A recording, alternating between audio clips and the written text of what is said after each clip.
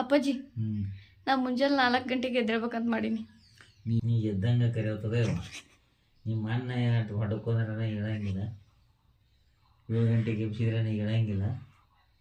ನೀ ಎದ್ದು ಮಾಡಿದಂಗೆಲ್ಲ ಒಳ್ಳೆ ಶುದ್ಧ ಆತ ಬಳೆ. ಕೆಟ್ಟ ಮಾನಸಿಕ ಮಾಡಿದ ಅಪ್ಪಾಜಿ ನೀನು ನನ್ನ.